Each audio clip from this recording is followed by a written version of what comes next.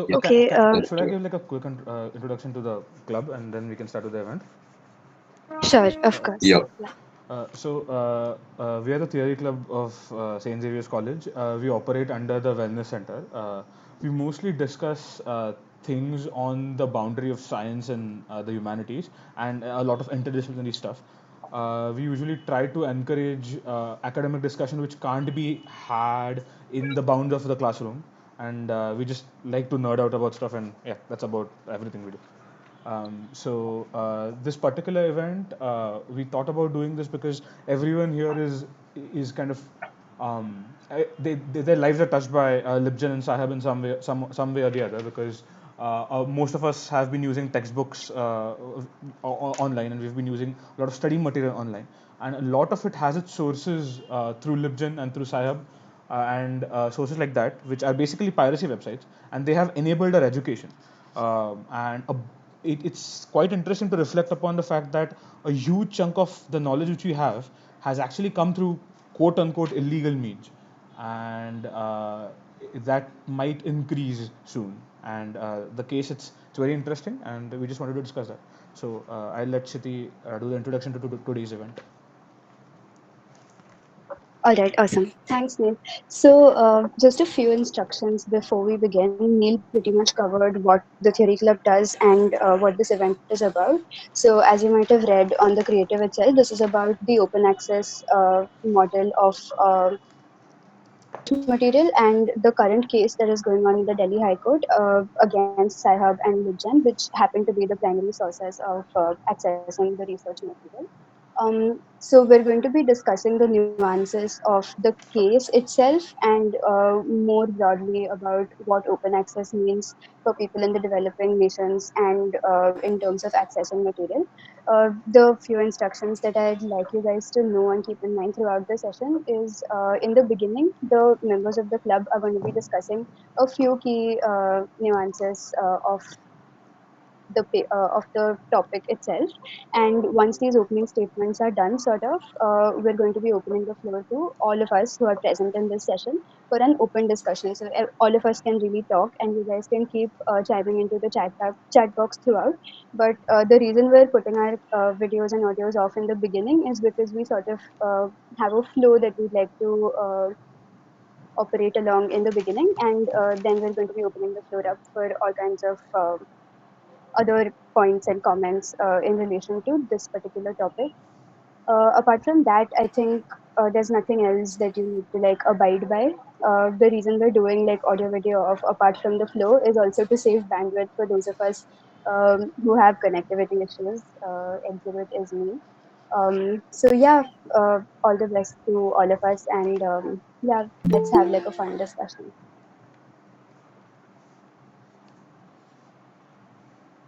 I'd like to invite Neil to begin with starting the discussion with the open access model itself, what the model is, how it's important, and the various advantages and disadvantages of that model. And we'll be taking over, like each one of us will be talking about some parts of that model in due course of time. So I'll, Neil, over to you. I'll just start off by I'm pretty sure most of you know exactly what Sahab and Libjan are, but just in case you don't, I'll just give like a brief history behind what they are and how the whole thing started. Libgen, as or Library Genesis, is one of the primary websites which is decentralized, and it basically collects a lot of pirated text and documents and research papers. It originally started back in the 2010s. It did not have like a concrete start. There were many different open access libraries available in which people were just uploading material randomly, and whenever they thought that a particular research paper has been or a particular textbook is not available online, people just used to put it on their own personal blog or personal website and just host them as like personal libraries. Library Genesis was kind of a project in which all these libraries were brought together and hosted under a single domain, so that almost all this research could be made available under one umbrella. Um, and They started off with this manifesto, which is called the Gorilla Open Access Manifesto. You can look it up. They have a very clear philosophy in which they just want knowledge, scientific knowledge, knowledge of the humanities, knowledge in academics to be completely freely accessible.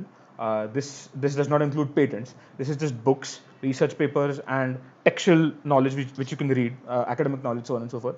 And they do not earn anything from it. They do not run ads on their website.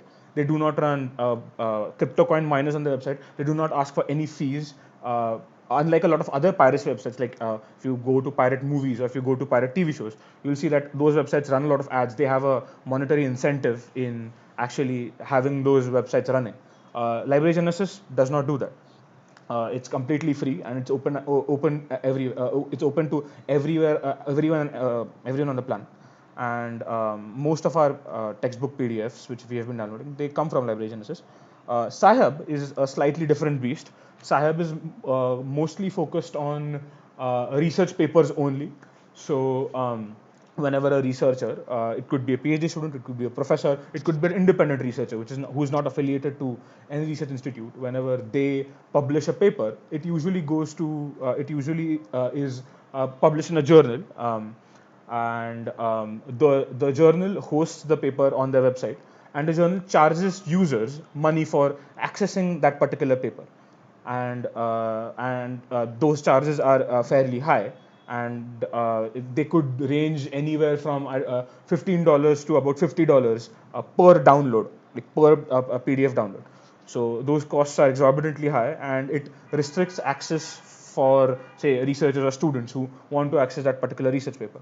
So where Sci-Hub comes in is the users of Sci-Hub, including established researchers and students, if they have legal access to the paper, they make a copy of it and upload it on Sahib or upload it on Libsyn, and that paper is then freely accessible to anyone who needs to access it. So that is kind of how they operate. There are more nuances to how the whole academic publication structure works.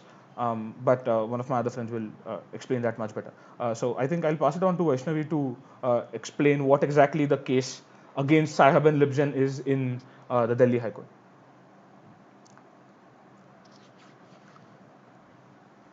Yeah, yes, just a second. Okay, so yeah, of course, before we go into deep into the price tag of knowledge, what the topic is all about. Let's delve into the case study, and so the case was actually filed. So I'll just be giving you a few highlights of this case, so that we understand the terms and the terminologies that are used later in the later part of the meeting. So the case was actually filed by the three foreign public, Wiley, Bellwether, and American Chemical Society.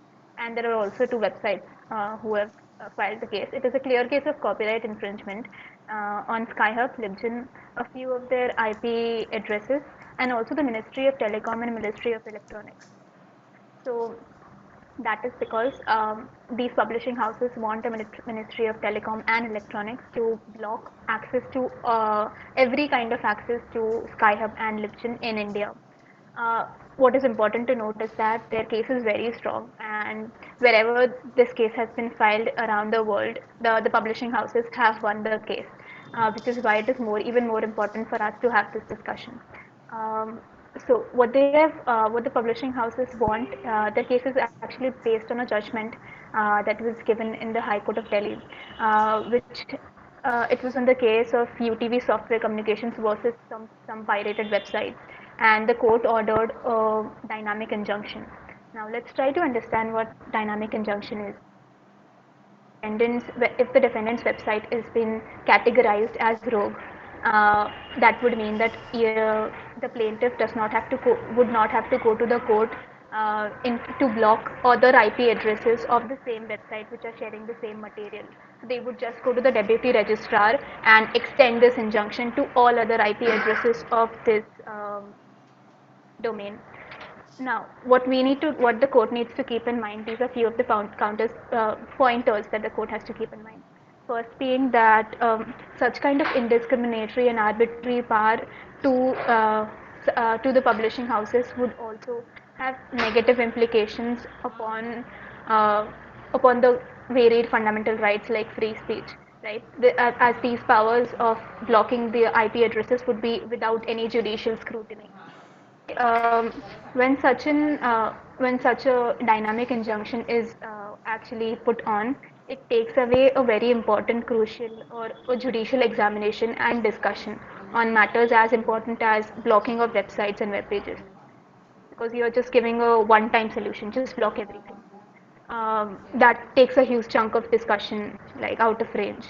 Nextly, the court also needs to keep in mind that they should not ignore the context in which these sci-hubs and LibGen have come as a counter movement to the propertization of scientific communication.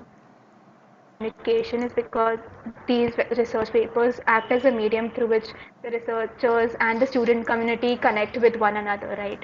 Um, Okay, last but not but not the least, the most important point is that these dynamic injunctions are based on certain principles.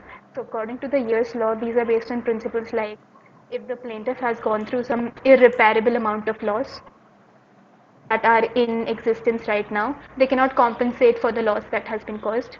And the third most important is that such a permanent injunction does not disturb the public interest. Now, that principle is clearly violated because it would be hampering our research community, our student community, and everyone around.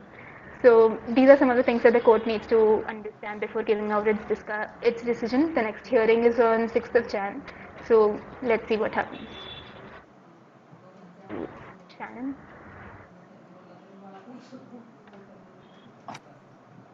Am I audible? Yeah. So so far we've just been looking at the legal aspect and what it is, a history of Sci-Hub. But why? Like, what is the main point of even having open access? Um, and why should we even root for such a thing? Very important question that comes up in research. That why should we advocate for open access? Um, even at this point, when we're even having this event, this meeting, it might seem pointless to a certain extent that on I don't even know what date it is. It's Saturday, on a Saturday afternoon, late afternoon, evening almost. We're here sacrificing sleep to discuss something, and there has to be a good reason after it, and there is. And I think uh, people don't like me mentioning this, but the answer would be communism. And don't leave the meeting just yet. Uh, I will explain what I mean by that. So the open access sites that we are discussing currently, Sci-Hub, are influenced by these by the communist ideas of knowledge and research, and it's actually called as scientific communism. And although they don't strictly call themselves as Marxists, they do borrow from communism. And what exactly are they trying to promote? Well, their main point is that only open access sites can bring through equality. And the main person, Alexandra I can't remember her last name, El Kabian, I Al-Baqiyan. think. El Yeah. Bakian, thank you. Whoever that was. That was Bunch, I think. No. El Bakian, yes. She uses different myths to explain this idea of free knowledge, accessible knowledge. And I'm not going to go into all the myths and ancient stories that she mentions. But one that I actually liked is Prometheus. The figure of Prometheus is something that we all praise for stealing the fire from the gods, and this fire helped humans survive and grow.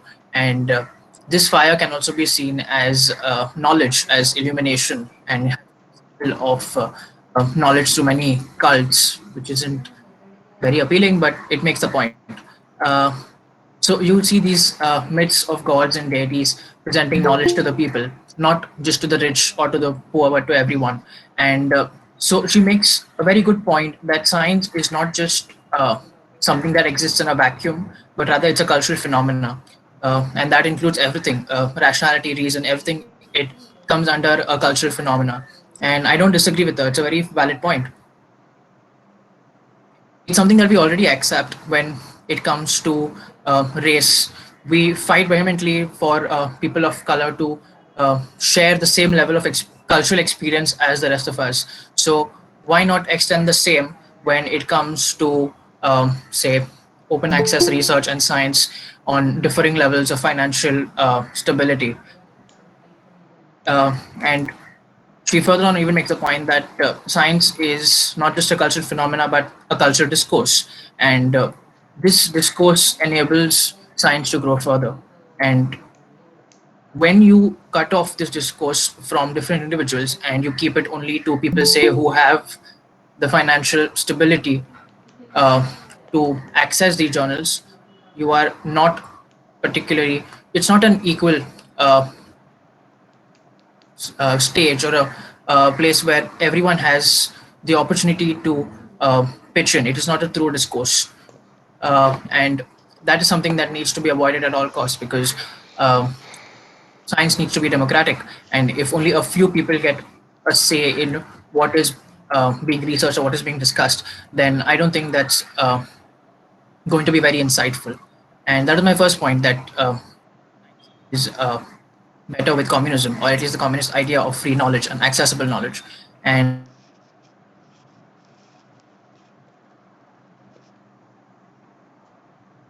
Shannon, we can't hear you. We can't hear you, We Shannon. lost you. Hello, Shannon. He can't hear us either. Oh yeah, okay, all right. Someone just put a message on the chat. I'll do. Okay.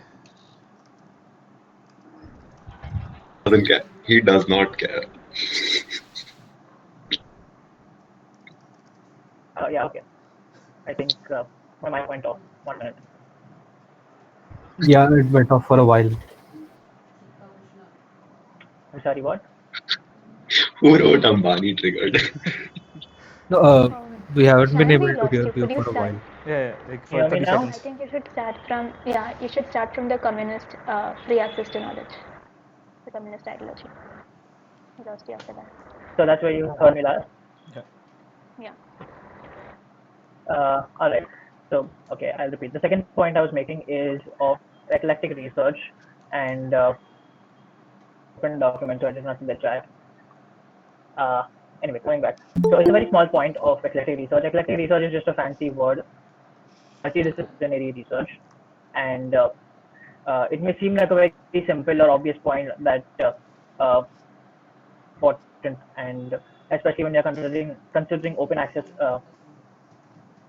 But most of the papers that are yeah on the statistic, on the trend thing, most of the papers were of multidisciplinary uh, papers, and this why eclectic research can be promoted only through open access and not traditional system of journals.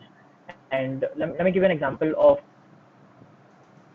linguistics is a very complicated field like every other field, and therefore if I'm studying a particular say language, I will have to take into consideration a lot of different aspects like psycholinguistics, that is the psychology of that particular language, social linguistics, the philosophy of language, the biology and neuroscience of language, the anthropology, which is also a very blooming field today. It's called ethnolinguistics. And another blooming field is computational linguistics. And for those who are in science might recognize NLP and ML. And there are many other such factors that need to be taken into consideration.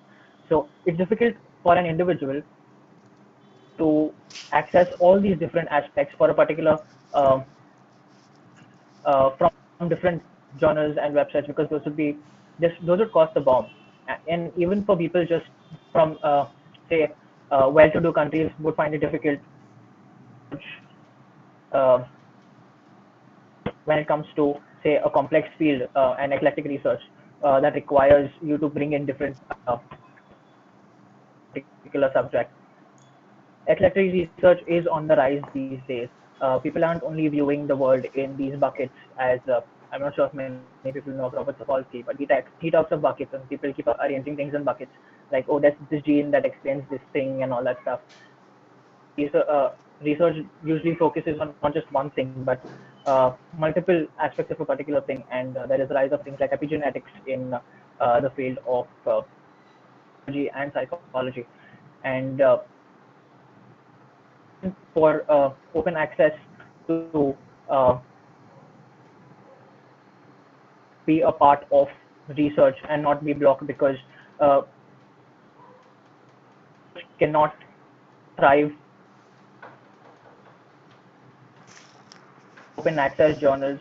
Uh, it can't thrive in well-to-do countries, and it's almost impossible for it to exist in developing countries like ours. I think I just thought of something. I think I don't know if a lot of people here know the process of how exactly academic publishing works. I think it will be like good to One give minute, a I lost my connection. okay. Till Dick Shannon reconnects, we can just talk about that. I'll just give like a brief example, okay? I am a researcher and I want to study how this particular pen falls. I do a simple experiment, which I take a pen, and so someone has to pay me to buy the pen. So I apply to a grant to the government or to a scientific establishment in your country, and they give me money to buy the pen, which is the equipment for they're paying me for my equipment costs, and they are paying me as maybe say a university professor or a university researcher to get me a pen. They're paying for my salary, and they are also paying for the pen. And then I do my research. I drop the pen multiple times. I take my readings, and I have my scientific data. I do some analysis with it, and I get that data published. I write up the research paper. Now I have a research paper, but that research paper needs to be confirmed or checked by someone else. So how it works is I go to a journal. A journal is just a private corporation. I ask them, could you take a look at my paper? And the journal says, okay, let me look at it a rough draft. They look at my rough draft and they send my rough draft to an anonymous expert. I do not know who this anonymous expert is. Maybe the anonymous expert is Vansh over here. Okay, so the Vansh receives a copy of my paper, and Vansh is also an expert in, I don't know, falling pens.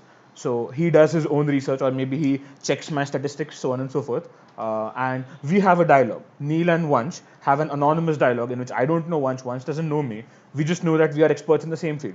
And he sends me corrections, and I make the corrections. I then submit my corrected paper back to the journal, and then the journal has the copyright to my paper, and then the journal can publish that paper either in either as a print journal like a little magazine, or maybe they upload it online.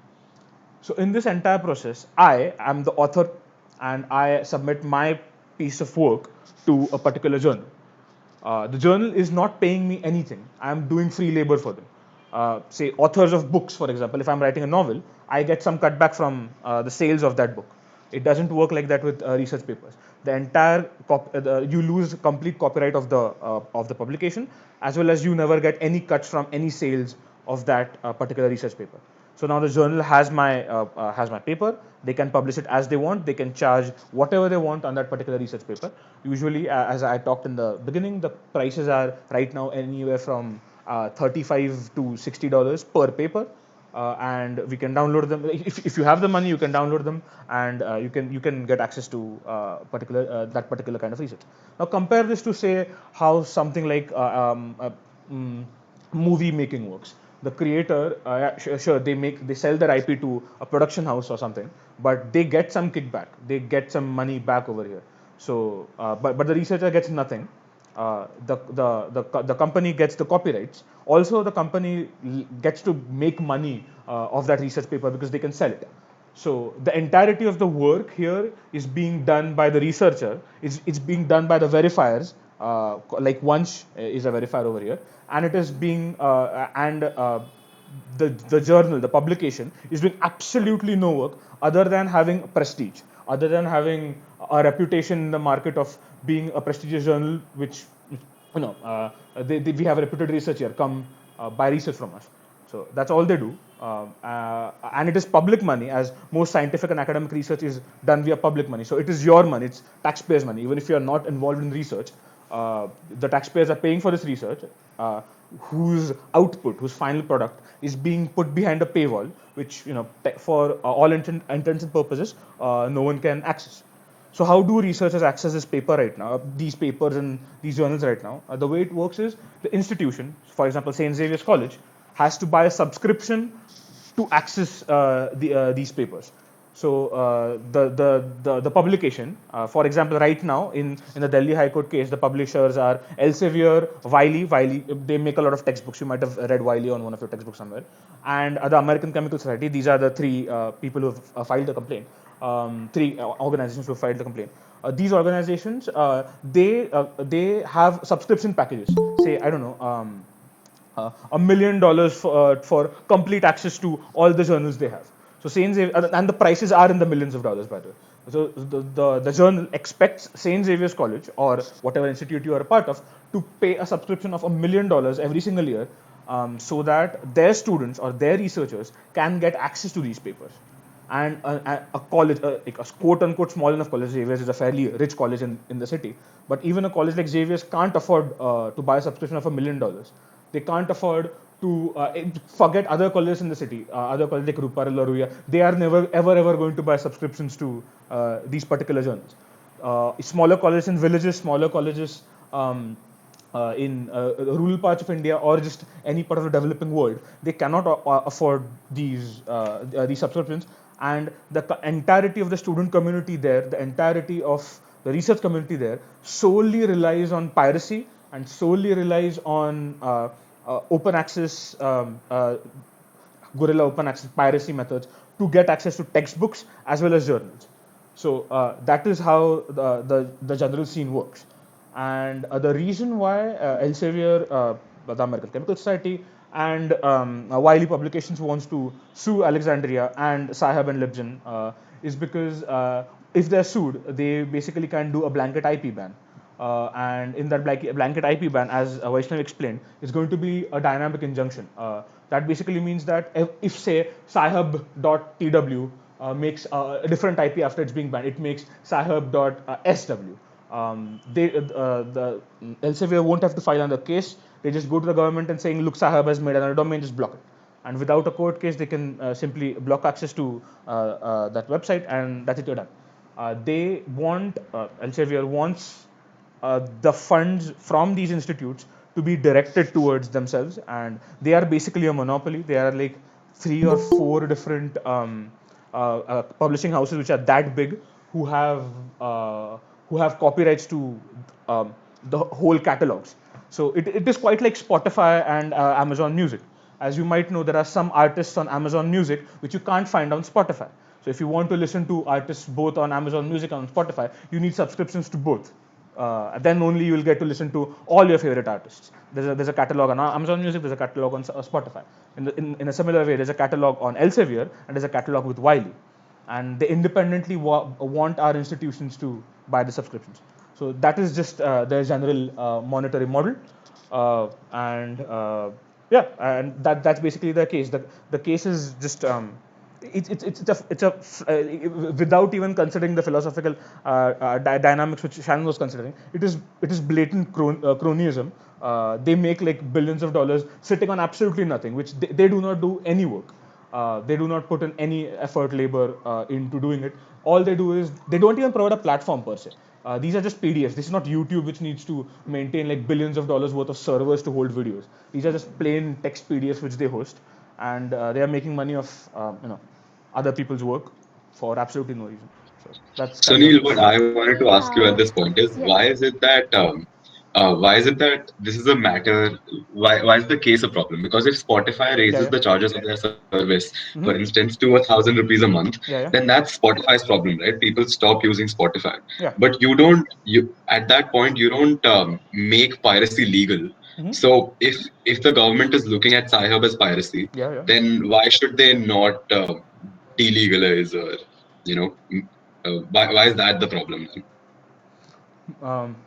Could you elaborate on that? I didn't understand what exactly you're asking. Yeah, so if we want to break we're looking at Elsevier or we're looking at all these journal publications Mhm. as a service, right? We subscribe to their Yeah. service to to give them certain to give us certain information, Yes. and then they give us that information for a very high charge. Yeah. Now that high charge should be the barrier that limits them from giving from becoming a market dominant, Yeah.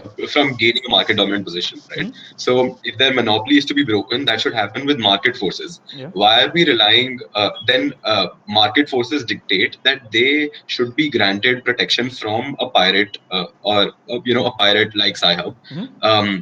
And that is why their case stands. Hmm. So why is it that this is a problematic issue in your mind? So the issue is that the market forces thing, it works. Yeah, so that's what Vaishnav was saying before. The case is really strong in the sense that by law, yes, if you have copyrights to something, you have, well, the state or the government is supposedly going to protect you regardless. So if I end up buying a bunch of copyrights and I have quote unquote got them for free. So for example, if say you write a story and I come to you and I ask you, once sell me a story for 200 rupees. Once is like, okay, sure, I just wrote the short story in an afternoon. I will sell you the story for 200 rupees. That's not a big deal. That's just 200 rupees down the line. This research over here, because it firstly takes years and years to develop, and a particular project might take even multiple decades to actually finish up, and then you are offering it up to the journal free of charge. There is no exchange of money happening there. I'll get to your But point in a bit. So there But is. you can't Hmm? see the value that Elsevier provides is Hmm. intangible, and that's why you can't see it. Yeah. You casually mentioned that the prestige is not that big of is not a service that they're giving, Hmm. but the prestige is exactly why these scientists go to these publications in the first place, right? They are Hmm. getting that prestige that Yeah. our research has been published in Elsevier, so it must mean a lot. So the Yeah. validity that they get by publishing in their journal Hmm. has to hold some value, It does. Yes. which can't be put into monetary terms, and Yeah. who is then the public to decide what that value is? Hmm. Hmm. Uh, okay, so a primary reason behind this is the way we look at scientific research. So if say if you want something to have value, firstly it needs to be, if you want to go down the market forces thing, we can just say, okay, well, like, is there a supply and demand push pull over here? The thing is, something like Spotify, which works on a service, works very very well because there are thousands of people who request a song every single minute. So the demand for that one particular product is extremely high, and you can actually have a very dynamic market over there, in which you actually can have companies rise and fall and dictate each other's prices and die off if they have terrible market practices. That's not the case with a particular research paper, or a particular or with research papers period. A single research paper might be downloaded, I don't know, like twice a month. That's all their demand is. The demand is completely brokered between researchers. If I want to say download, if I want Vanch's research paper, I just look it up and I download, for the most part actually, I can just ask Vanch to send me that research paper. I can contact you as a researcher. The email ID is provided in the research paper. On the website itself, I can contact you and ask you for a research paper. And again, it is kind of intangible data which can be multiplied 1,000 times. So if you just think about it like in a very economical sense, okay, let's say again I'll just use the pen example. The value for this pen, if you just go by the Adam Smith's labor theory of value, the value for this pen, for manufacturing this pen, it comes from the plastic itself. Someone made the plastic here. Someone designed the pen, as in it has to be cylindrical, it has to be whatever shape it is, and of course the labor who actually put in the effort.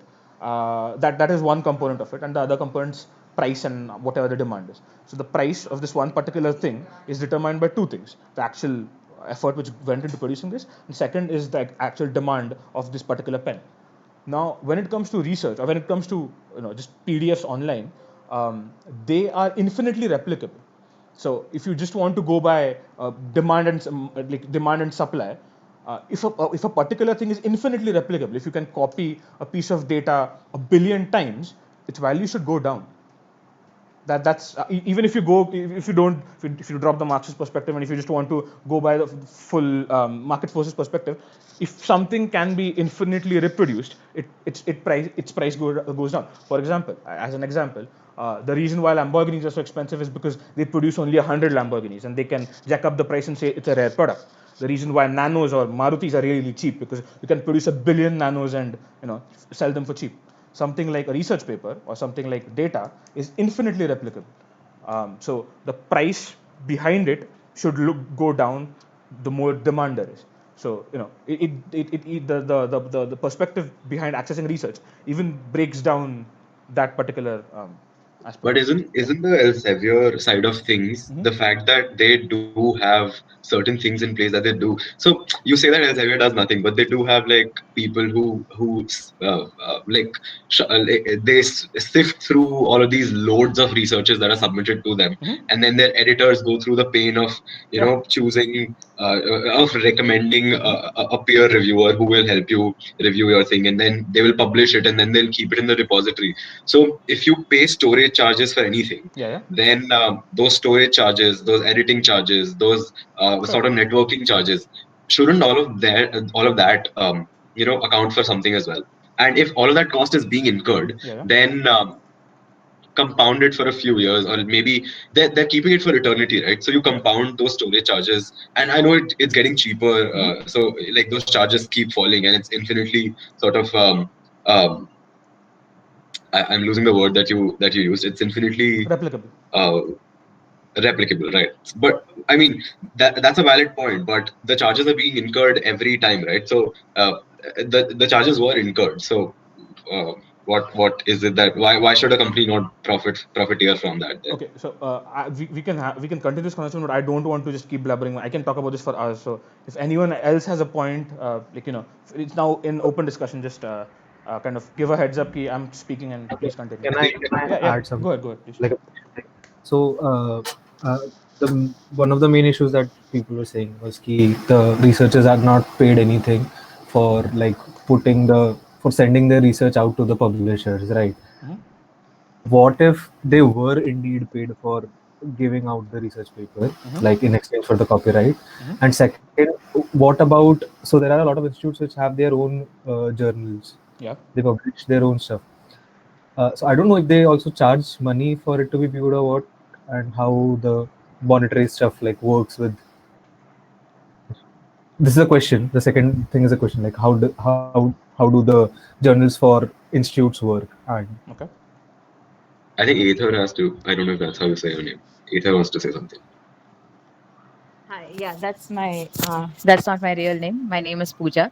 Uh, Hi everyone. So I have worked as a research assistant. So a lot of things that y'all are talking about, uh, I would like to give a little bit of a perspective from the other side of the table, because I was in an institute where I had to set up the whole research culture in the institute. Number one, institutes will not go ahead and take individual publications in terms of subscriptions. I don't know if you all covered that because I joined in a bit late, but you have search engines, you have engines such as ProQuest and EBSCO, so on and so forth. And depending on what kind of genre you want, like for example, science and tech, whether it be social sciences, there are preferable, or management, there are preferable, what do we say, of these ProQuest or EBSCO kind of engines. Also, their subscription, it may seem high to an individual, but for an institution it's not really as high.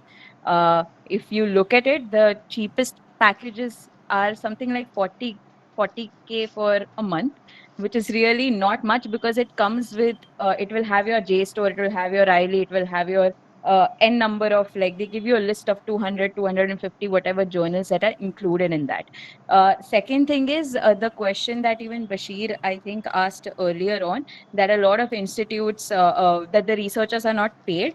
To be very honest, let's try and understand who are the people who are doing this research. Most of the academicians, right, are people who are working in research institutes, even abroad, and even now increasingly in India. There are people who are now only into teaching, and there are people who are only doing research, and there are some who are expected to do both. More so from the point of view of those who are teaching or who are already into this field, have to go ahead and do that. So they already have funds, or they already have a job, they already have an institute which is giving them all of that. Okay. On top of that, institutes they encourage more and more professors to write papers. It's a part of like you don't get your um, bonus, or you don't become from an associate or assistant professor if you're not sort of publishing research papers. And the reason why they want that, if you look at it in all the journals, they write the researcher's name and they write the university or the college name after that. The reason being the copyrights, they are also the markers are also put in terms of the university or the college name. When you have your times 100 colleges or top 10 colleges, the reason why Harvard is supposed to be the best college is because the most amount of research is churned out of that institute. So the institute has the what do we say, onus of trying to pay for these research houses. The institute has the onus to go ahead and motivate its professors and give a bonus system or whatever system to be able to go ahead and go for the thing. So I think the one thing which you all have not discussed in your equation is what role do the academic institutes play in terms of this entire equation, because that is, I think, the most crucial part.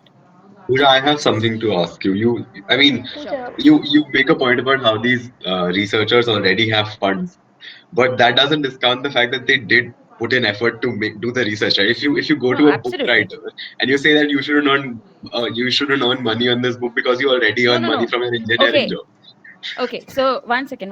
Let us keep this in mind that research papers and books are two separate things. When you go for a book or a publishing house, you get certain amount of money. All right. Even when there are conference papers that are published, right? There are certain charges that are incurred, like they take as fees. It's taken from sometimes it's taken from participants and not if there are invited papers, or else the institute you are going to represent pays for you for it. So I'm Yeah. not saying that people should not get the funds for it. I, for one, being a researcher, would obviously like it if I'm paid for my research. But let's keep into consideration that research papers are the ones which I feel are being, when you're talking about these publication houses in terms of the Rileys and so on and so forth, those are research papers, and that is different. When it comes to books, it's completely different. Yeah. So let's not mix the two of them. Yeah. The other thing that I wanted to mention was that you think that the research publications aren't that expensive. But we clearly see that the university, supposedly the richest university, had to drop its subscription because it's $11 million a year. That's a lot of money for a university to be spending on knowledge that, I mean, they contribute to 10% of all research that comes out of the US. So then again, it should be expected that they at least should be paying less for these publications. Why are they paying $11 million a year?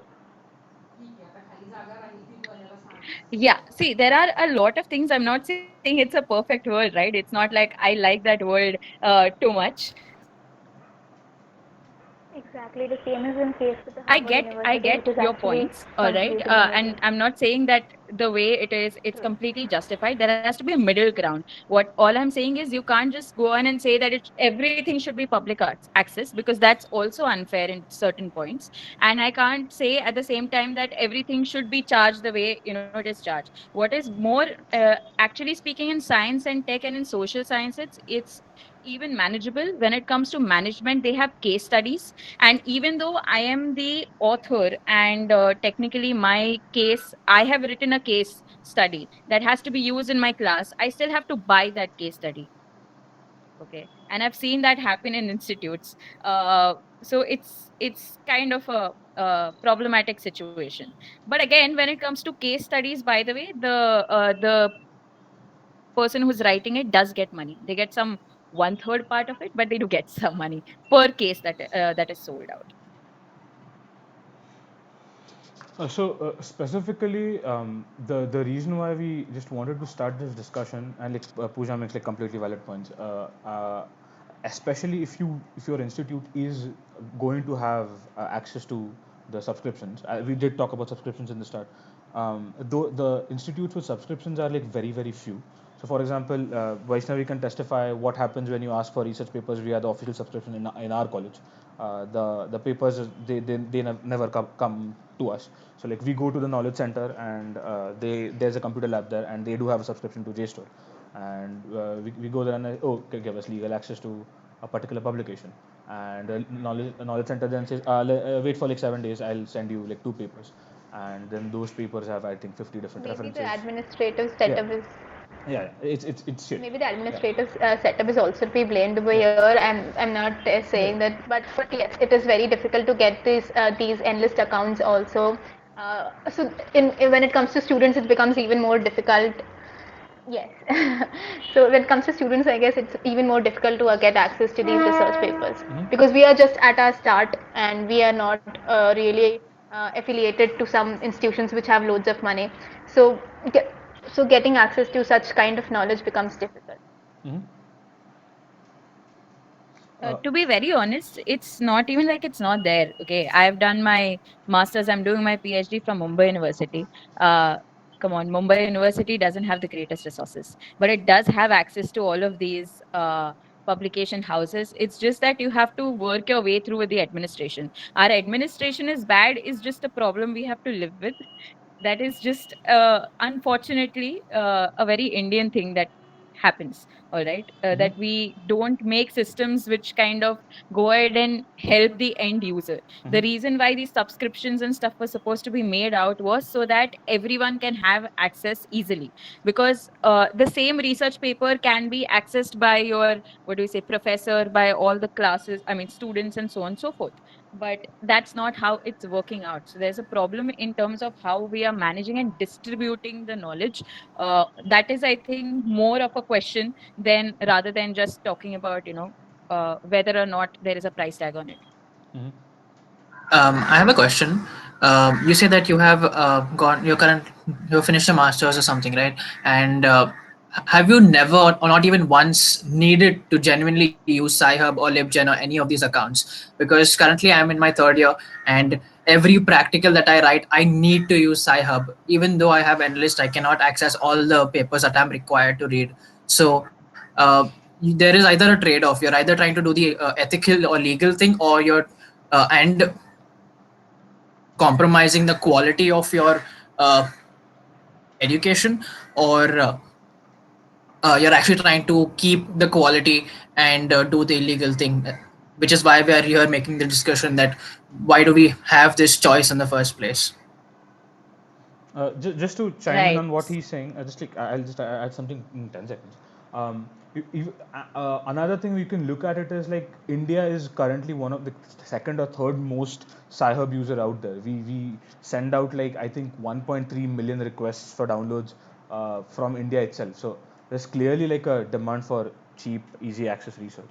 Just a point. Yeah, that is true. Uh, Okay, I'll be very honest. I am doing my PhD. And my topic is such that some resources are available and some resources are not available in India. Like those publications that usually when you buy a book, it says published for India. There is a published for India or South Asia version, right? Those publications have just not happened in the region I stay in. So I have no other option but to go ahead and use a LibGen. So I have used LibGen, of course I have. But where I do have an option to use legitimate sources, I try and use the legitimate sources, all right, the most. Also, to add on to it, there are so many for, like they said, you can get in touch with one of the persons here said you can get in touch with the professor there. You have so many of these apps now. You have Mendeley and academia, right? A lot of these places where people who are just working on their papers, really good researchers who are working on their papers, they will put it out there and you can go ahead and access it. Another thing is, at least in my line of work, we have think tanks and like independent research houses in terms of policy studies. So you can always go ahead and look at their sites, and there are different ways in which you can go ahead and access legitimately where information is available. But of course, it's a little bit of an effort.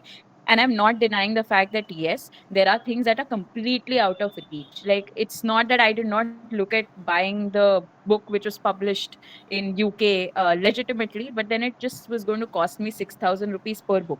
And I was not going to have the budget to do that, right? So then I have to resort to a LibGen. But that's the last resort, I would say, when it comes to it. That's how I try to approach things. There is this also another very interesting perspective. Yeah, we'll talk about archive. Yeah, archive is someone Astra Explorer said in the chat that archive is one way. Um, there is also a very interesting perspective in which at what point does a particular piece of information actually become so commonly understood or so well understood or an industry standard that it turns into something which is like kind of ethereally copyright free. For example, we have there are no current copyrights on the original Principia written by Newton.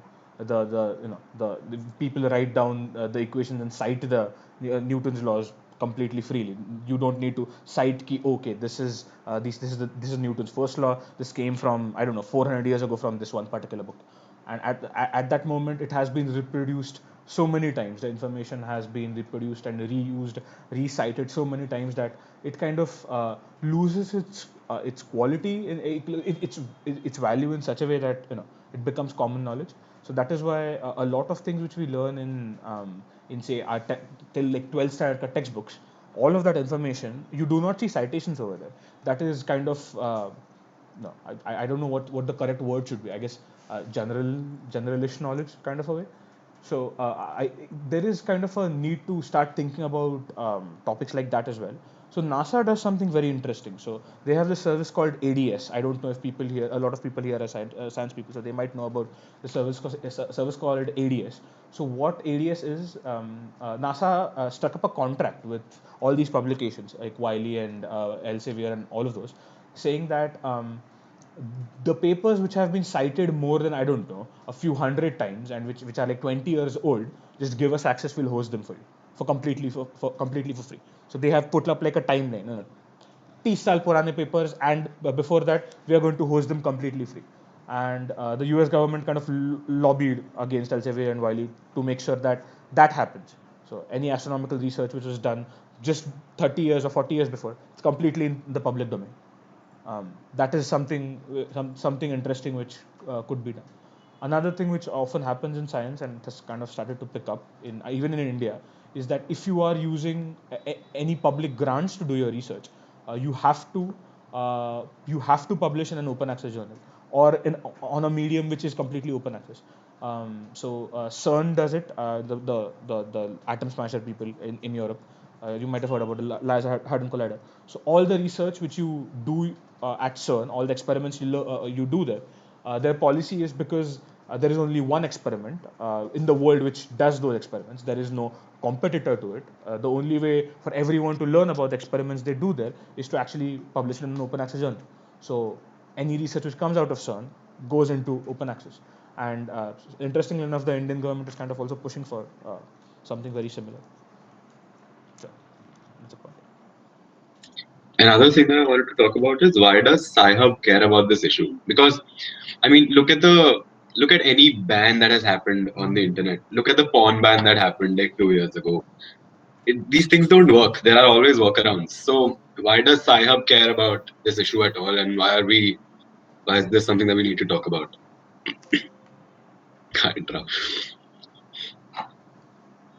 So I'll let someone else answer. I just don't want to take up a lot of time.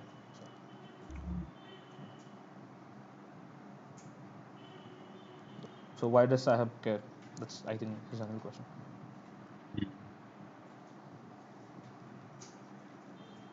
they don't really care. Like there's always a workaround. There's VPNs, right?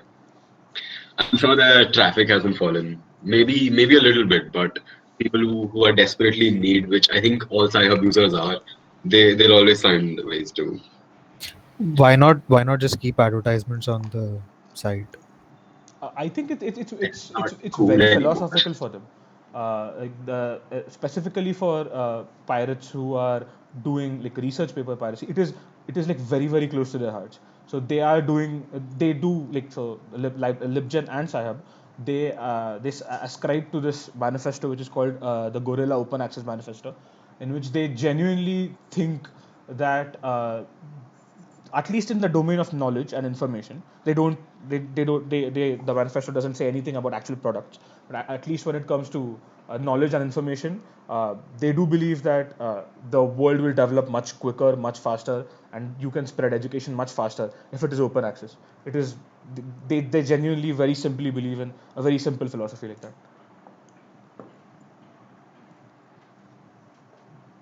Also, to add one point, Neil, when you spoke about the fact that you can make things which were or papers which were written like 30 years ago, 20 years ago, in open access, it's a nice thing, and of course, people are following that.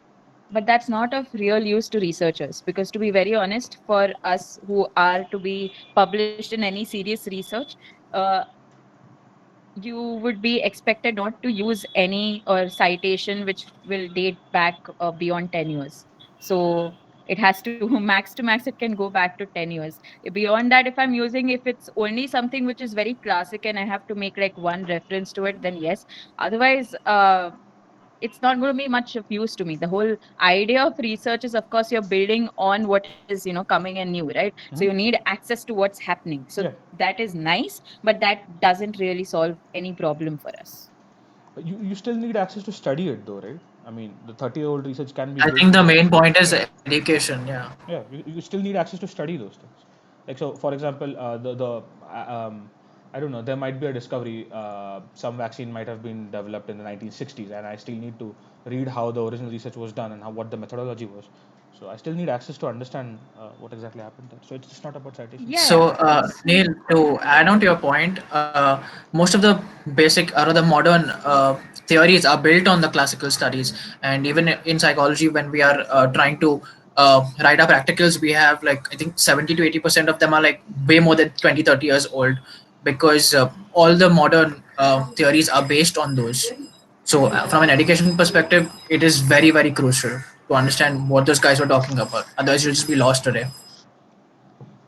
I get the point that you need to understand that what is there, but those things are readily available even in textbooks and even in other places. I'm not saying that that's not important, but what I'm saying is when you're talking about you have to go out and publish papers and do research, all right, you need pointed information. It is not a wide sort of a thing. So when you're just trying to study it, definitely it makes sense. But then again, we were circling back to the question of who is going to be using these papers again and again.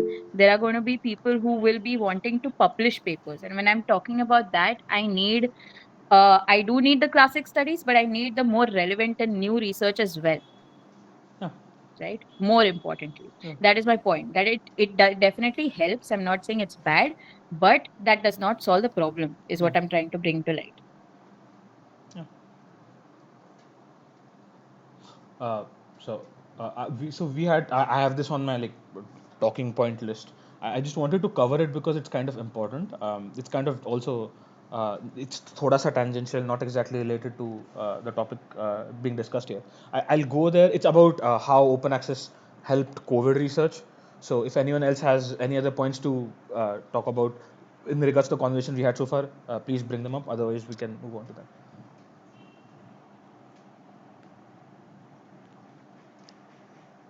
Navneet, Shivam. No? Okay. All right. So, uh, uh, okay.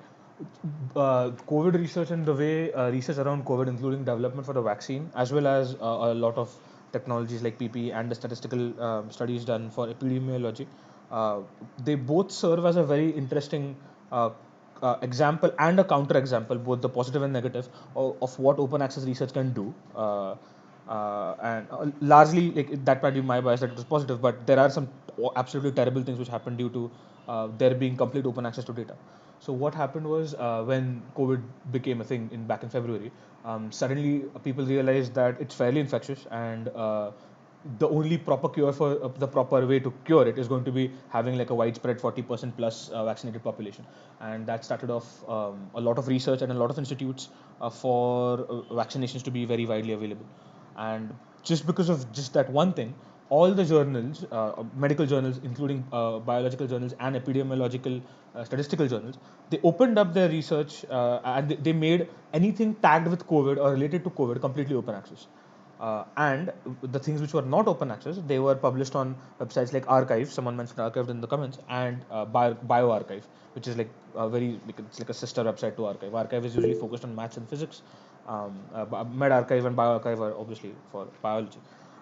So what happened there was people in the official journals, in the journals like Nature and Lancet and all those journals, people published peer review research which was publicly downloadable, and on Archive and on MedArchive people posted the counter studies, and this process happened really quickly because people in poorer countries or in rural areas who needed access to statistical data really quickly found it really quickly. The counter studies to that and how the population dynamics of the disease are developing could be shared very quickly. So the data came in from various places to the doctors, to the researchers very rapidly, and they could actually come up with valid solutions.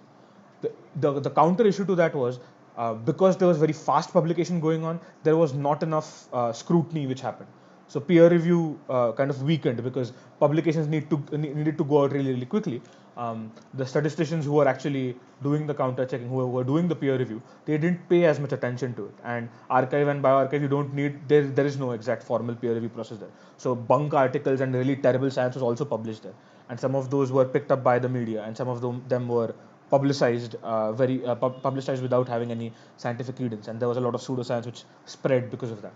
But uh, despite all the pseudoscience, despite all the horrible things which happened due to it, there was a lot of open source PPE development which was going on. So people vowed to not patent their PPE models, and they made a Creative Commons. So you could you could copy it, you could make your own PPE, you can make your own mask, but not profit from it.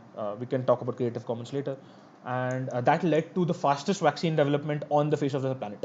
We've never developed a vaccine in less than 6 months, and that largely happened not just because of obviously there was better medical technology involved than the last pandemic we had, but also like quick and rapid sharing of knowledge. We could mitigate the disease really quickly. So I just thought it was like a very important thing which kind of should be discussed. So yeah, that's one thing. Does anyone want to chime in on that? And we can also talk about how Creative Commons works. It's very interesting. It's one of the solutions to the whole problem.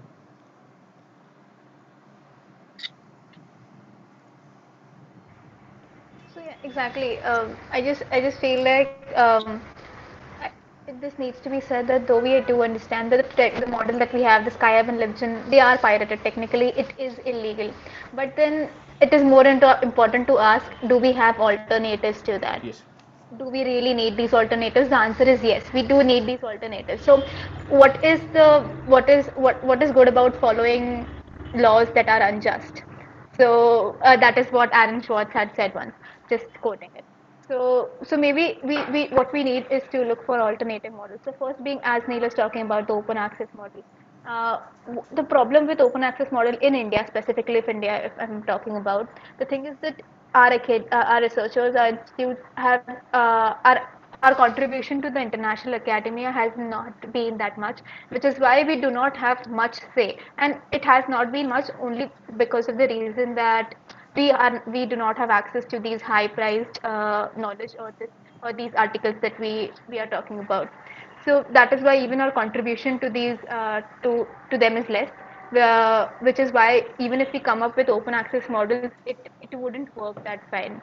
So what we could rather do is we could actually collaborate with global organizations like the public publishing which is contributing immensely or more than India to the global academia. Maybe and they have a strong counterpoint against publishing house like Elviser. So if we collaborate with them and with such international organizations, I guess it would become even more easier and fruitful to gain access to knowledge. I think part of the blame also lies with the researchers themselves. Like, I mean, you can't blame them entirely. Like, they are getting paid to get published in a good journal. All of this matters in a way because they would get funds later on. It's important, but still, I mean, I think there are many journals which are more public access. More people read them, or can easily access them, and they're also the prestige also would come from how many people are using it. I mean, I mean, if some journal is open access, more people can use it in a more constructive manner, and that would add to the prestige, I guess. So it should come as like even researchers will have to do that part. Like even I, in the future, if I get to publish papers, I also I don't know how exactly it will work then, but uh, yeah, I think it would be much better if uh, on journals which are easily accessible to people. So, But so isn't that the whole point, Bashir? That's the point that Vaishnavi just made. They have a monopoly, right? They're monopolists. They have 70% of the whole market share, and we don't have alternatives, and that's why we go to Elsevier in the first place. So right now, what can we do right now? And that's why we need Sci-Hub, or that's why we need other things. So right now, outlawing them, is that the right thing, or do we first need to build alternatives and then maybe arrive at this question of whether or not this is a legal thing to do? Because songs.pk is illegal right now because there are other things that we can go to download songs.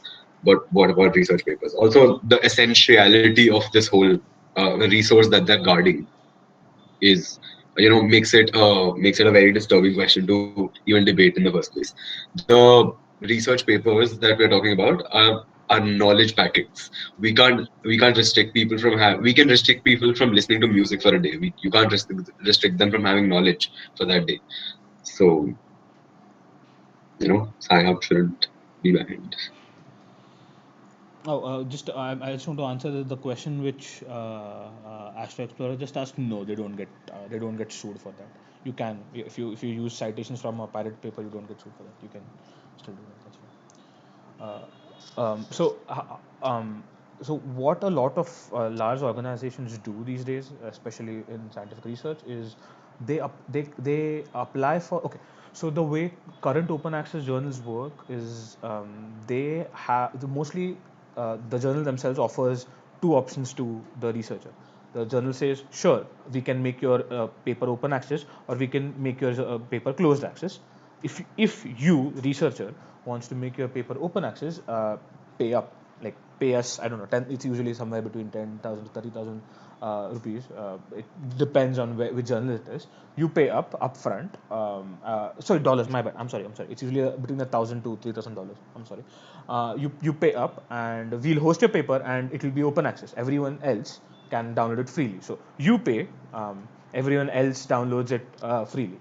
And the second model is obviously the old model, in which you, the researcher, pays nothing, and the users pay for the downloads. So what people do is, a lot of researchers, because of their conscience, they just decide, okay, my paper needs to have wider access, and I will in my grant mention that I want to publish in an open access journal. I'll get extra grant money to publish in an open access journal. Some people end up doing that. Some people don't end up doing that because the grants are not large enough to accommodate for that. So again, it becomes kind of a vicious cycle in which countries and institutes which can actually provide you with better grants, you get published in open access journal as well.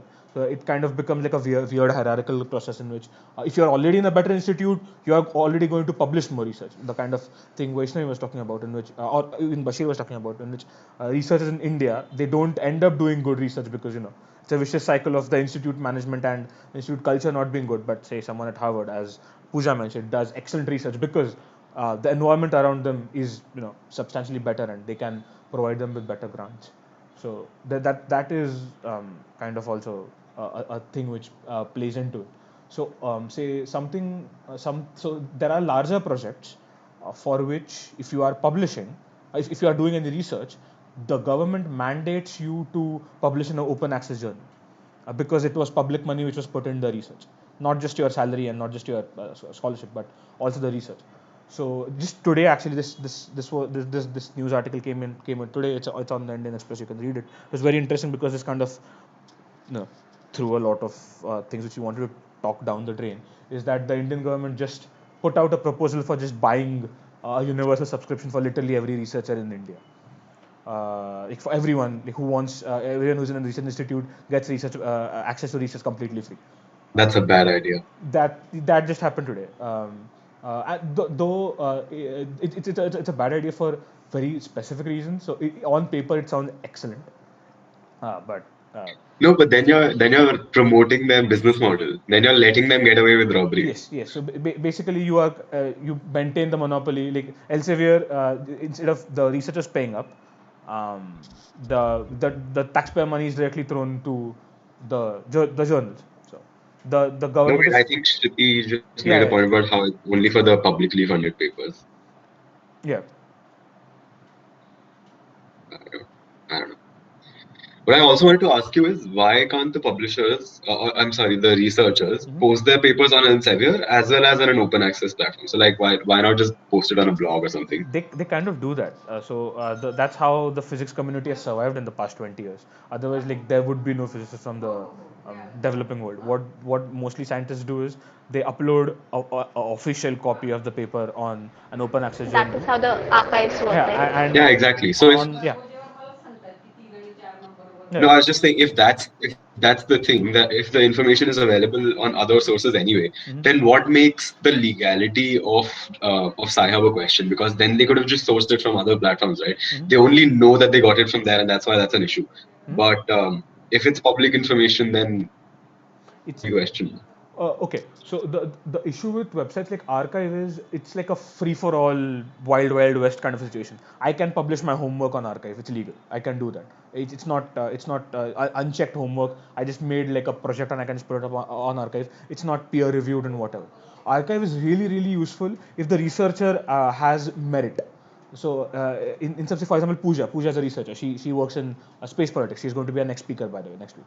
Um, uh, so uh, so if Pooja has written a paper, and Pooja is an established researcher in in policy, and I know Pooja because she has like decent citations. She has given a few talks, and I know her statistical methods of collecting data are fairly good. I go to Archive and I just download one of her rough copies. That's it. That's fine. But if Neil, who has zero publications, I have absolutely no repute in the scientific community. If I end up putting up a paper on Archive, there is absolutely no way to gauge how good my research is. So Archive works really well for researchers who are already established as researchers, but really bad. It's really bad for to get data from researchers which do not have any reputation in the community. So yeah, so Archive is great, but it's also terrible at the same time. Oh, and Archive is hosted legally at a university, by the way. It's not even piracy. It's hosted by Cornell University. So there is that. That's one thing. I don't know if they are here, but again because okay. So someone the day before a startup, I don't remember who that was. They contacted me because we were going to do a discussion on this, and their model was ki we are kind of the GitHub of research. I forgot the name, and what they wanted to do was they wanted to they wanted you to post all the data and all the IP on their own website, on their own service, and it was the knowledge was publicly accessible. But if you ever wanted to, if you actually want to access the methodology of the research, then you had to pay. So that was kind of a thing. Oh, hold, I think Dushant is saying something. Yes, Nish. Okay. Can I ask something? Yeah. Yeah. So why doesn't Archive let's say if people do not have already have citations in their name, like they are a new kind of like researcher, and they have published something on Archive. It I think it would be fairly reasonable if they if Archive charges them a small fee for getting their papers reviewed by experts and then get published. So it will have that kind of rating, like it will act as a barrier for new researchers, like not a very exorbitantly high fee or something like that. Could be small, but that is doable, right? That's basically how open access journals work. So that's pretty much it. So for example, it is usually like a community-led effort which is happening in many parts of science. So this recently happened in, I think it was it was a, I think it happened in the American Chemical Society itself, the one which is suing Sahab in the Delhi High Court. The head editor of the American Chemical Society, he basically their journal basically said that I am quitting. You know what? I am an editor. Everyone knows my name. What I'm going to do is I'm going to just start a non-profit organization in which I make my own open access journal. People will have the reputation of me being, or my team being a reputed team, and we'll just charge a small fee just for getting your research peer reviewed. I don't know, $5 per paper or whatever, and we'll just do community peer review, in which you do get anonymous peer review from the community, but there is no profit motive involved in the entire process. So you circumvent the entire Elsevier model, you circumvent the entire open access model to just do community peer review. So that is another thing which people need to push for, though it requires extreme amounts of unity on the researchers' part. So everyone needs to understand the importance of publishing in open access research. Otherwise, these journals don't find traction. They don't end up being. Does that make sense? If say 500 physicists in India or 500 psychology researchers in India don't come together and say, okay, all together we are experts in this field and we are solely going to publish in this one particular open access journal. Till that happens, this doesn't work out. If we are ready to do that, if we are somehow able to collectively bargain, then sure, that this model will work out. What Advait was talking about.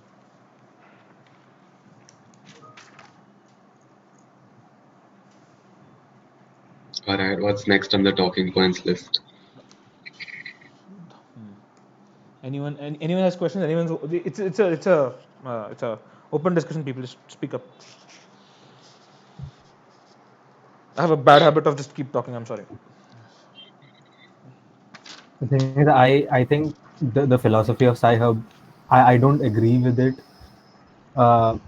Like if they are saying that knowledge is like for everyone, but that's still what they believe. It they don't know exactly like what might have happened. Like researcher ने किस basis पे दिया रहेगा. Like if they want to, if they have given it in exchange for like they have given it as a copyright or whatever to the publisher. I mean, Sci-Hub technically doesn't have a say in that. It's just about the viewpoint. Like they think of it differently. So I don't exactly agree with the philosophy. I think there should be a middle ground, like some kind of open access thing. Like it shouldn't be piracy. That's what Yeah. So basically, okay, what they're trying. Okay, I'll just contextualize in a different way. Like no one who uses Sci-Hub, including Sci-Hub themselves, they want their service to be illegal. They are doing it kind of in a protest-like way. That okay, a good example I gave this to, I was talking to Vaishnavi the day before, and this was brought up. This is more like how the Dandi March took place. It's like civil disobedience on a larger scale, in which like you just go and get access, and let's see what the establishment is doing. You just go break the law 10,000 times and show demand that the law is being broken because the law is unjust. No, but both of those things are different. So, in terms of Dandi March ka thing, salt is gonna be used by people themselves. Like it's something that they are gonna use. It's not like if some researcher is publishing something, it's not gonna be directly affecting my life. Like I don't have to use that. Like I can still live my life without knowing about it. But it is. No. Because Neil just mentioned the whole COVID thing and how the vaccine was developed with.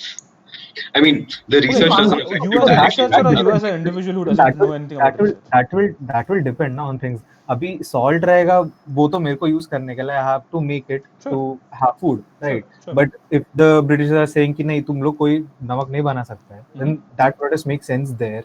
But if you are saying that मैं अभी research किया how the pen falls, it doesn't really, so it might have some, it might lead to some scientific development which might in future give us a more like some advanced technology, something that people can use. It can make people's lives easier, but it's not going to make people's lives harder.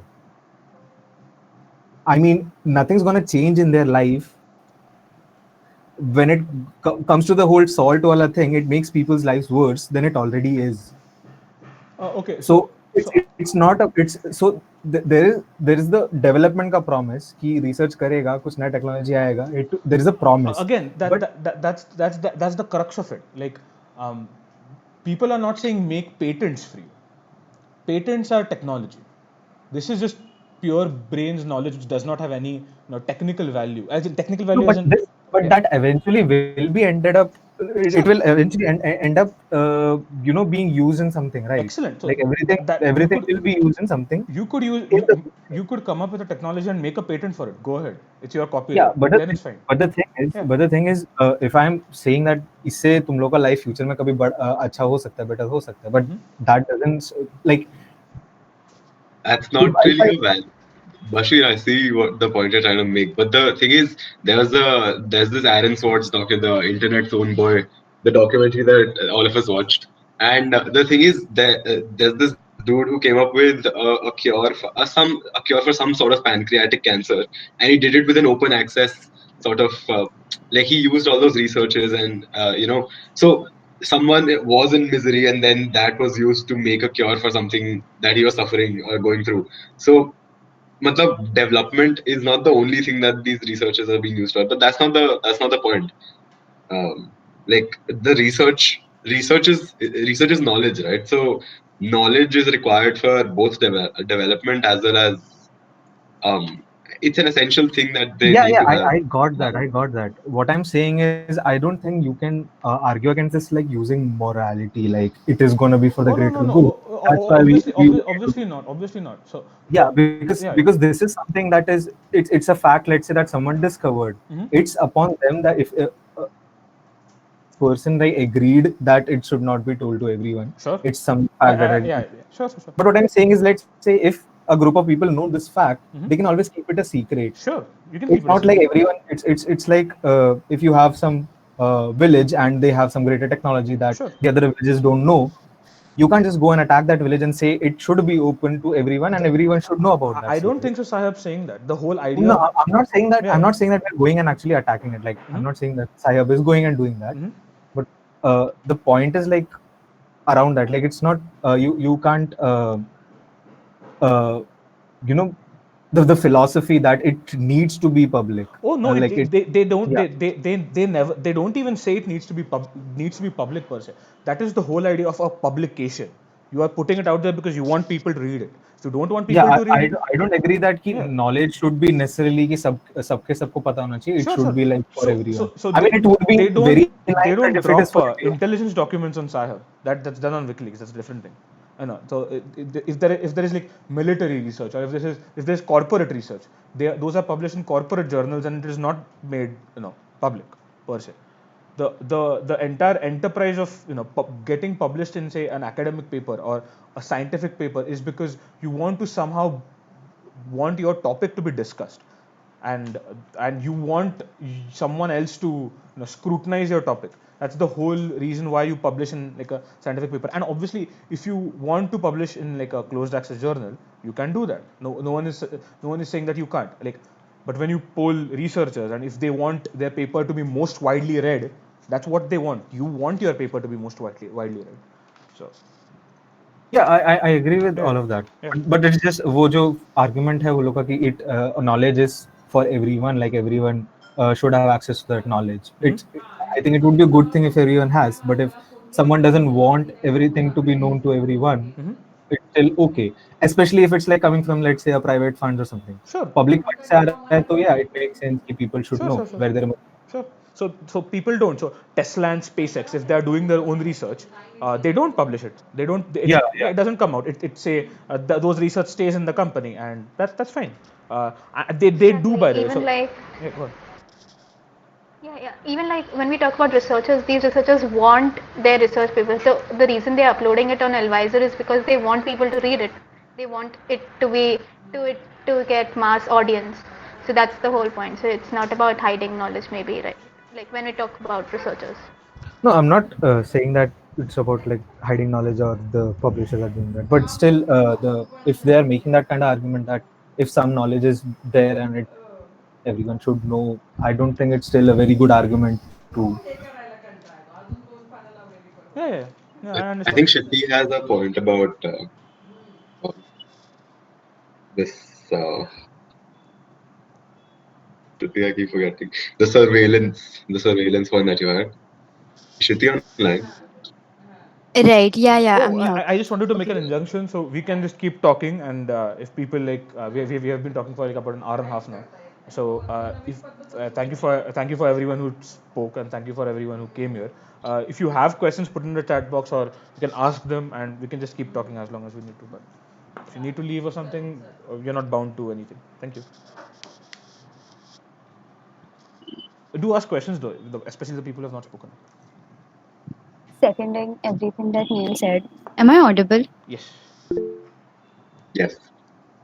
Okay, cool. My internet has been acting up, so I'm not going to be putting on my video. But of course, please ask questions and all of that. But I had like a couple of points, and they came up sometime before in the discussion, but it was flowing so well. I really don't want to interrupt. The first one is about the subscription that the government of India tries to plans to buy out in terms of. In terms of like making a policy for it. So it's called the Science, Technology and Innovation Act, which was proposed fairly recently. And what they basically say is one nation, one subscriptions. But this sort of policy is only applicable to research that is publicly funded. And obviously, the research and results of stuff that is publicly funded. Now, the thing is, there are issues of credibility and ambiguity that arise in terms of gaining and getting your research recognized as public and getting your research funded by like public sources, which is basically government funding. So the problem that arises is there's a huge amount of surveillance by the state in terms of what kind of research is conducted in the first place so as to get public funding, then getting like subscriptions. And the second problem is obviously in terms of what kind of research is endorsed by the state in terms of public funding. So that was one point in terms of the one nation, one subscriptions policy. And the second one is very general, but I think it came up in terms of our discussion थोड़े time पहले, which is about the domination of research and knowledge production by developed nations. So a lot of the times, knowledge that is produced by developed nations in terms of, let's say, research that is churned out of universities like Harvard, as somebody else was talking about earlier on in the discussion. The thing is, this research is more often than not done in a very top down approach. And that is the reason why researchers from developing nations want to step in and strategize and make that research adapt to their ground reality and their lived experiences, but that those chances are not offered very easily because of the kind of gatekeeping which is done by corporations and the developed nations themselves, which is why open access is one way in which this sort of dynamic can be challenged and eased out, so that research that is quote unquote meant for developing nations is actually owned by us, because finally somebody sitting in the US is not going to know what's happening in something like a Banganwadi, and that's something that has to be taken up by someone from that particular area. And if someone wants to do that, then that sort of opening should be around. And yeah, that's something that open access model eases out. So I think that was one reason why I would advocate for open access. Interesting. I completely agree with that. In fact, we've already talked about how all of these websites have the maximum users from the third world, right? So, like the point that Chiti has made right now is essentially sums up the whole reason why Sci-Hub, or maybe anything in this regard, needs to stick around. Uh, hmm. A very interesting point of view you can think about. Like, if you just drop all, it's an hypothetical, but as an hypothetical at least, if you just drop all ideological and political perspectives which were brought up right now, and if you just think about how a library functions. I always like love the concept of libraries as a concept in which you have a bunch of publications over there. There are books, they are bought. The library pays for all those books. The books, there are journals, there are movies. There are even sometimes nowadays 3D printing tools and whatever. And a library, like for some reason, and whatever that reason is, we as collectively decided some like through natural processes that libraries are something which are extremely important for society. They are present in every research institute. They are present in every school, college, and they provide open access in some way to knowledge. Like that's why like Sahib has a very different model, and LibGen has therefore has like a very different model. They call themselves a library, like library genesis, in which you can access whatever you want. Um, it's something to think about. The open access thing should also be, even if let's sidestep the whole conversation and think about this. If there are means and ways to let there be more libraries and more high quality libraries which have access to a wider amount of research as well as wider amount of books, that solves most of the problems, which we don't really have. We have like a severely underfunded public library structure in our country, including in our colleges, and libraries as an institution themselves are kind of dying out. The biggest libraries out there, they are not just publicly funded, but they are also community funded. So there are many libraries out there which the government doesn't pay for, or even NGOs don't pay for. The community just decides that in the library in our locality, and people have come together, paid like a common fee, and they maintain libraries in their communities. So i i there is some universal merit to having like a common pool of knowledge and information everyone works on. That is like a point to which my mind always goes back to. Say things like uh, language, things like mathematics. They are they are in the public domain to the widest. You can't copyright Hindi, or you can't copyright numbers. By some reason they became so ubiquitous that it became like it's not even about common property. It just they are a part of culture and a part of society. So like people need to very carefully keep an eye out on what parts of our culture are so necessary for human development to continue, that they should be publicly available, not just through open access models. And that at least should not be barred. So that would be my kind of a closing statement. Libraries everywhere. They are awesome. Anyway. Sums up everything, and that was a great point. Uh, do we have any more insights? Do we have anyone else who would like to pitch in, have opinion? All right, well, I think that brings us to the end. This amazing discussion that we just had. I'm going to call out people because I know they speak, but they have not spoken up. Dushant speaks a lot. He has not spoken up. Shivam speaks a lot. Sure, He's not sure. spoken up. Hold up. Who else I know? Siddesh has a lot of opinions on a lot of things. I have met him before. He's an awesome person. He has not spoken up. So if you people have any thoughts, just feel free to talk. He's really doing it, Yeah. becoming annoying teacher. Yes, I was just about to say that. You're being an Also, annoying nice, teacher, nice hairstyle, Neil. picks out people. See, she said that he's Any comments being on an Neil's annoying hair are teacher, welcome. ma'am. We have. This is the first time we've seen Neil comb his hair in the 1 year that we've known him. Yeah, nail combed hair, right.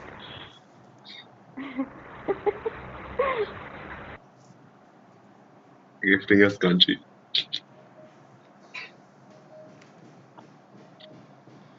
No, I think nobody's really.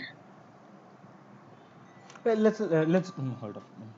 Let's go through the comments and chat and see if there are any things which we missed. Um,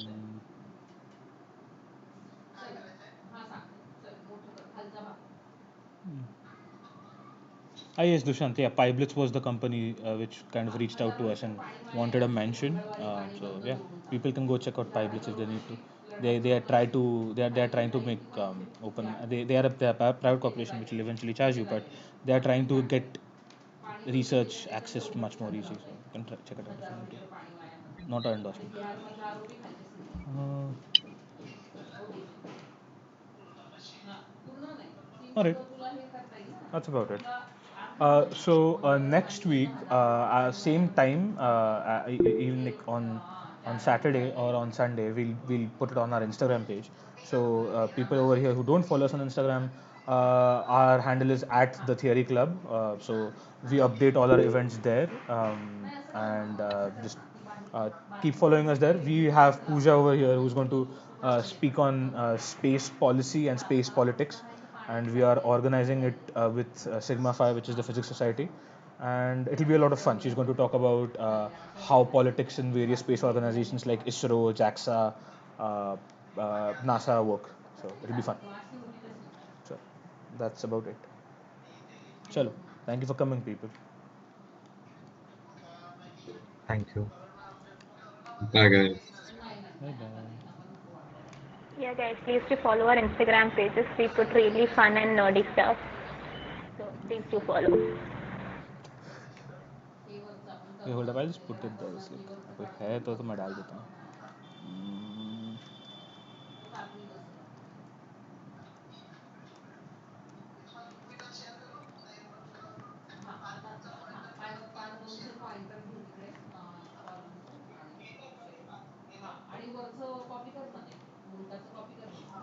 Okay, philanthropy foundations. Uh, they kind of do in some ways. There is a lot of hmm. So archive.org is like superb. The website, not archive the physics journal, but archive.org.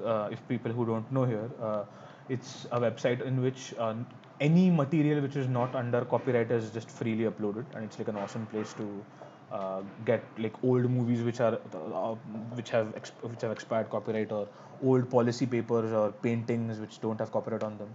So that's a lovely that's a lovely institution. But the thing with archive.org is they strive to keep everything, all the content on their website copyright free. So archive is great, and that again, it's a global library. It's an amazing library, but yeah, they don't have copyright free material there. You won't be able to download research papers from archive.org.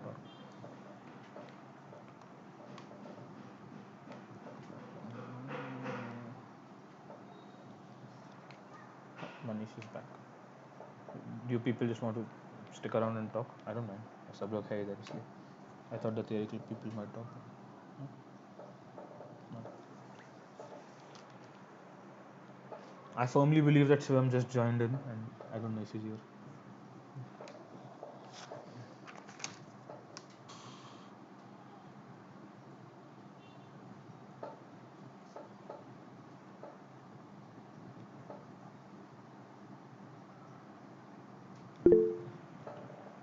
Bye bye.